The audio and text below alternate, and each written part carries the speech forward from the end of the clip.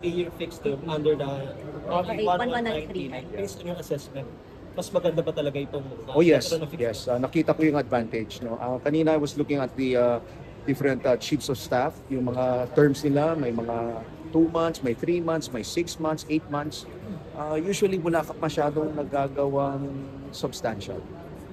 Meron ka nagagawa but then, especially now, with what is happening, with the evolution of threats that we are seeing around the world, we really need to have more time for a specific leader to implement changes. And sa tingin ko, sa nakikita ko sa buong mundo, when I talk to my counterparts from around the world, pare-pareho kami that we are all going through a transformation.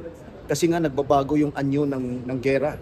Nakikita na natin ngayon yung heavy use ng drones, ng missile systems, cyber systems, space systems. So halos lahat ay pare-pareho tayo nagbabago. So a long term is very beneficial because you tend to plan and then kaya mong bigyan ng budget ito using the budget cycle, and then you implement it once the budget is there. So it's very advantageous. Sir, considering you're the you're the pioneer of this law, what are things that you would want to tell your successor?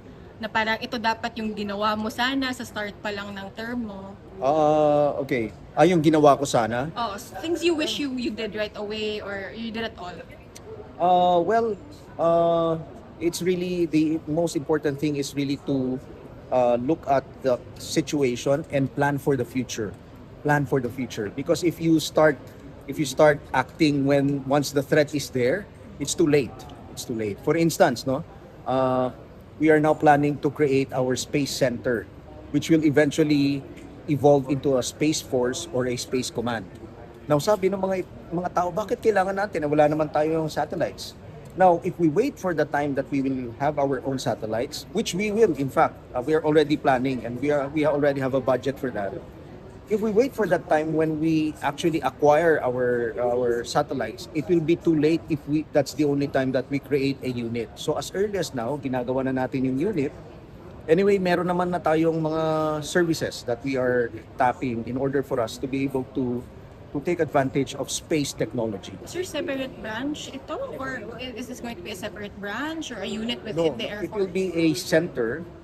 Kasi nga, we're going to start small muna and then later on we're going to expand into a space command or a space force. Kasi kailangan natin dalawang napaka-importanteng gamit ng space. Number one is ISR, yung eye in the sky, para nakikita natin yung nangyayari sa lupa at sa ating karagatan. And second is to connect all our systems, no? So yung communication systems natin, yung command and control systems natin, missile systems, drone systems, etc. Anong For timeline? clarification, military satellite. Military satellites. Now, in the works na. Yes. Meron na. Ano po yung timeline po? Hopefully by 2028, magkaroon na tayo. That's quite...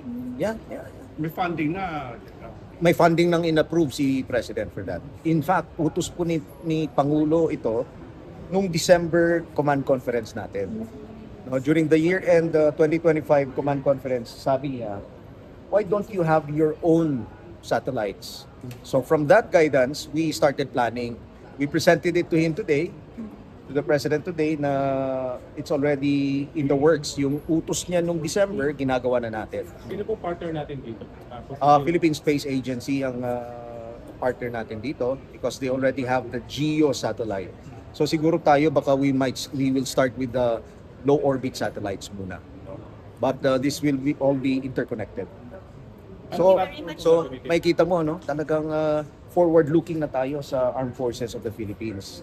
At nakikisabay na tayo sa mga ibang armed forces na more developed. Kaya natin sumabay. Cyber, kita nyo yung kanina present namin kay Presidente. We were attacked.